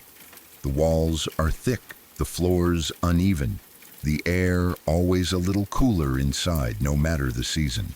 The house sits between two graveyards, one on each side, so close that some of the old stones can be seen through the trees if you stand in the right place. It's the kind of place people either find charming or deeply unsettling. For me, it had always just been normal. I grew up visiting it, so I was used to the quiet, the history, and the graves that surrounded it. A few days ago, a friend of mine came to visit. I hadn't seen him in months. He'd been away at a drug treatment program, and this was the first time we'd really had a chance to talk since he got back. He seemed different in a way that was hard to pin down. Healthier, maybe, calmer, but also more intense in some strange way. We were walking together along the old cobblestone driveway that leads up to my grandmother's house.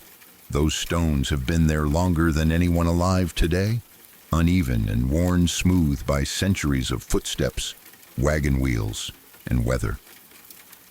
As we walked, he started talking about his experience while he was away.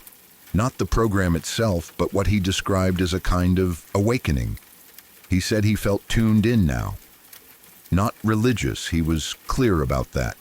He wasn't talking about God or faith or anything like that. He was talking about awareness, about sensing things he said he never noticed before, energy, presence, connections. He talked about feeling like there was more going on around us than most people realize, and that being sober had opened something up in his mind. Normally, I might have brushed that kind of talk off, but the way he spoke about it didn't feel forced or dramatic. He wasn't trying to convince me of anything. He was just explaining how he felt. Given everything he'd been through, it didn't seem impossible that something in his perception had shifted. So I listened. I didn't argue. I didn't tease him. I believed that whatever he was experiencing felt real to him.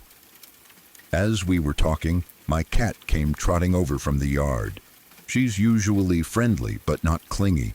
She'll rub against your leg once or twice, then wander off to do her own thing. This time was different. She walked straight up to me and started rubbing against my leg over and over again, hard, pressing her whole body into me, tail flicking, weaving back and forth around my ankles. At first, I absent-mindedly scratched her head and kept talking, but she wouldn't stop. She kept circling me, rubbing, almost nudging me in a specific direction.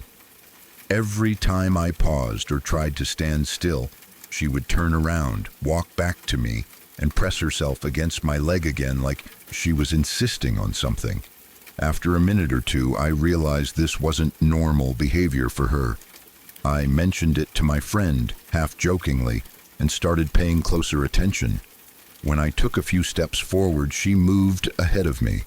When I stopped, she stopped, turned, and came back to rub against my leg again until I started walking. That's when I noticed where she was leading me. Toward the graveyard. One of the two graveyards sits just off the driveway, partially hidden by old trees and overgrown grass. I'd walked past it hundreds of times without thinking much about it. But this time, following my cat step by step, it suddenly felt different, more intentional. I followed her, my friend walking beside me now, quiet. Every time I slowed down or hesitated, she turned around and nudged me again, weaving around my legs until I moved forward. There was no randomness to it. She knew exactly where she was going. When we reached the edge of the graveyard, she didn't hesitate at all. She walked straight in, weaving between the old stones like she'd done it 1,000 times before. Then she jumped. She leapt up onto a gravestone, not the flat kind. One of the older, upright stones with a narrow top. She balanced herself on the slender head of it with ease, her paws perfectly placed, tail steady. It looked uncomfortable, almost impossible, but she stayed there like it was exactly where she wanted to be. When I walked up and reached for her, she hissed. That alone shocked me. She almost never hisses. She's gentle, patient, and tolerant. But this time the sound was sharp and warning. When I tried again, she hissed louder and pulled back, digging her claws slightly into the stone to keep her balance. My friend tried next, slowly, carefully. Same reaction, hissing, tense, defensive. She wasn't scared, she was protective. We stepped back and looked at the gravestone she was standing on, really looked at it. The name, the dates, the worn lettering. That's when it clicked. The person buried there had lived in my grandmother's house, not just nearby, in that house. The same one looming behind us, quiet and ancient. The realization sent a strange chill through me. I'd known, in a general way, that people buried in those graveyards had once lived in the surrounding homes. But seeing it laid out so plainly, with my cat standing guard on that specific grave, made it feel suddenly personal. My friend didn't say anything for a long moment. He just stared at the cat, then at the gravestone, then back at the house. Eventually, he took out his phone and snapped a picture. The cat stayed perfectly still the entire time, eyes alert, body tense, like she was exactly where she needed to be. After a while, she finally jumped down on her own. No hissing, no resistance. She walked away calmly, like her job was done. When I called her, she ignored me and wandered back toward the house without looking back. We stood there in silence for a bit after that. I didn't know what to say. Neither did he. The conversation about spirituality felt irrelevant now, almost trivial compared to what had just happened. My friend finally broke the silence by saying, very quietly, that some places remember the people who lived there, and sometimes animals notice. I don't know what I believe. I don't know if my cat sensed something real or if it was all coincidence layered on top of an already eerie setting. I don't know if my friend's so-called awakening had anything to do with it, or if it was just strange timing. All I know is this: my cat led me directly to a specific grave. She refused to move from it. She reacted in a way I had never seen before. Yeah, and that grave belonged to someone who once lived under the same roof as my grandmother. I still think about that image sometimes. My cat balanced on that narrow stone, framed by centuries-old graves, the house watching silently from behind us. It didn't feel aggressive. It didn't feel threatening. It felt deliberate, and that's what unsettles me the most.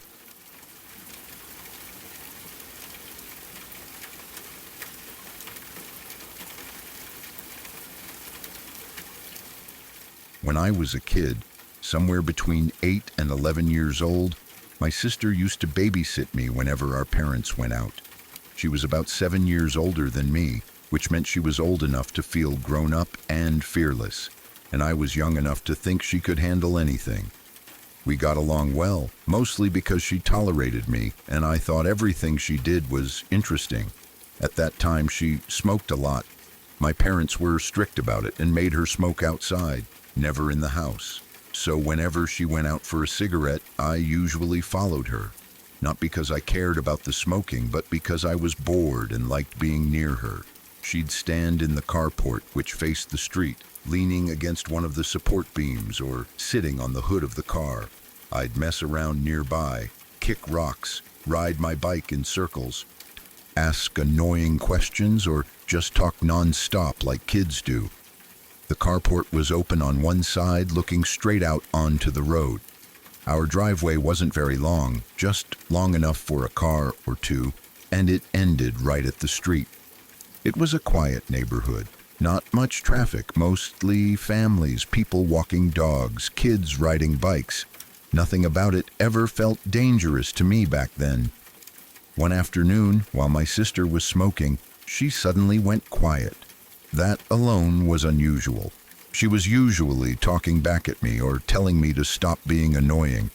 I remember her posture changing slightly, like she had stiffened up. She was staring straight down the driveway toward the street. She asked me to come closer to her, which was odd. When I looked where she was looking, I saw a white SUV sitting at the very end of our driveway, stopped in the road. It wasn't parked along the curb, it was just stopped there, engine running, facing our house. It was an older SUV, maybe mid-90s. I remember it being white, kind of boxy, with a bike rack on top.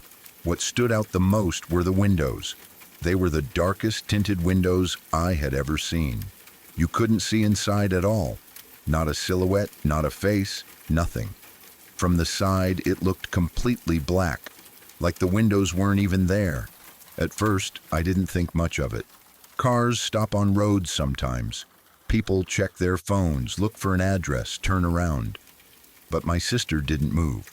She watched it carefully, cigarette burning down between her fingers. The SUV sat there longer than made sense. Not 30 seconds, not a minute, it just sat there. Then, eventually, my sister finished her cigarette and went back inside. I followed her, already forgetting about the car. A few minutes later, she went back out for another smoke. That's when we realized something was wrong. The SUV came back. It drove slowly down the road and stopped again in the exact same spot at the end of our driveway. Same position, same angle, same dark windows. It didn't pull into the driveway. It didn't roll past. It just stopped. My sister frowned and muttered something under her breath. She kept smoking, pretending not to notice. After a bit, she went back inside again. This time, instead of leaving, the SUV drove down the road and pulled into the church parking lot a short distance away. From where we were, you could still see it sitting there, waiting. Waiting for what? I didn't understand. When my sister went back outside again, the SUV came back too. This pattern repeated itself over and over. Whenever she was outside, the SUV would be there. Whenever she went inside, it would move down the road and wait.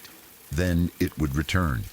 At 8 or 9 years old, I didn't fully understand how strange that was, but I could tell from my sister's behavior that something wasn't right. She was still acting brave, still pretending it didn't bother her, but she was watching it constantly now. Her jokes stopped. She stood closer to the house. She kept her body angled so she could run inside quickly if she needed to. The next day, it happened again. Our parents were out, and my sister was babysitting me like usual. When she went outside to smoke, the SUV showed up again.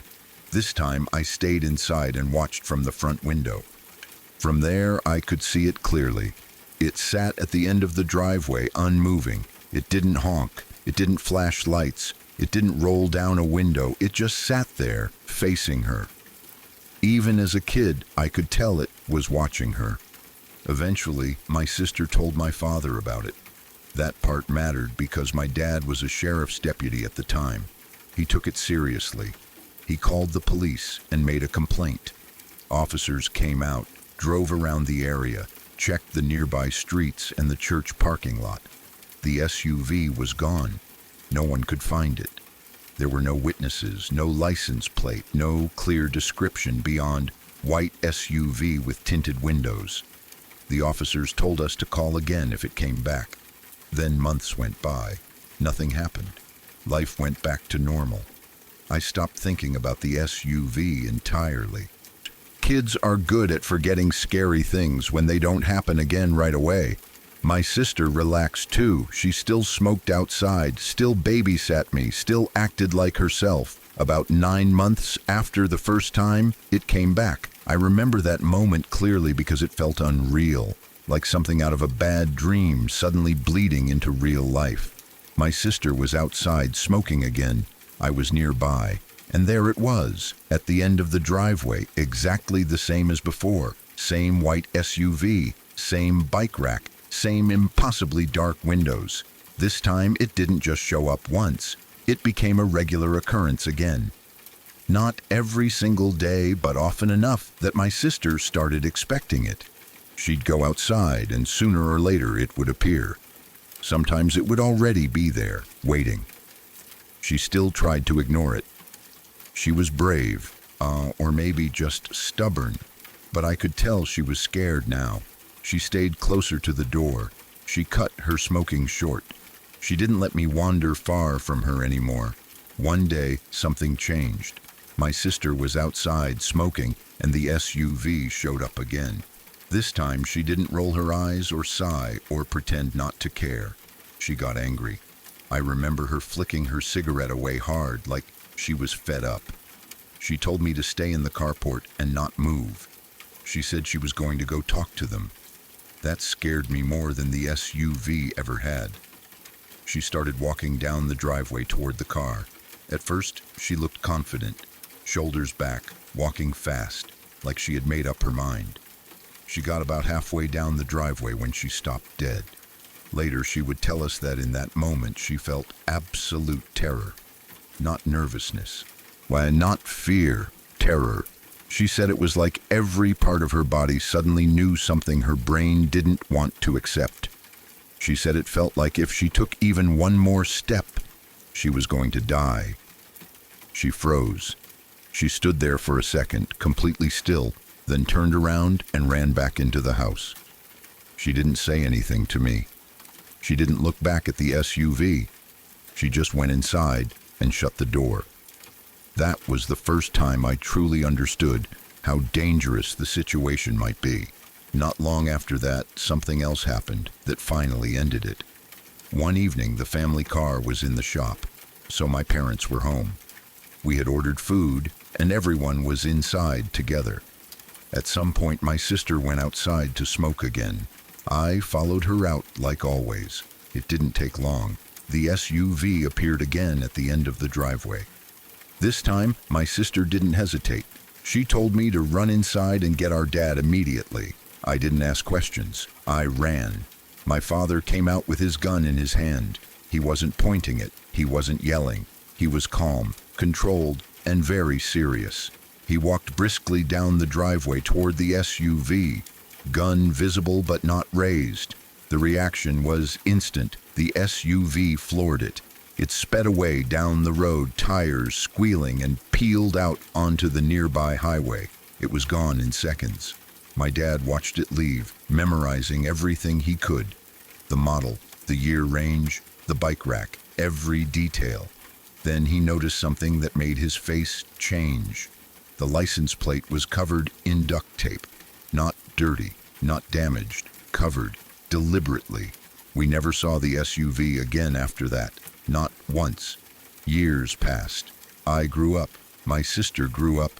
The life moved on. When the story comes up now, my sister just shrugs it off like it was nothing, like it was some weird coincidence from childhood.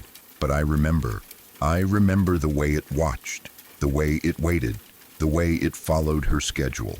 I remember the moment she froze halfway down the driveway, knowing something was wrong on a level deeper than logic. And I remember my dad standing there, gun in hand, as the SUV fled with its identity hidden. Whatever that was, whoever was inside that vehicle, they were there for a reason. And the fact that we never found out what that reason was is the part that still unsettles me the most.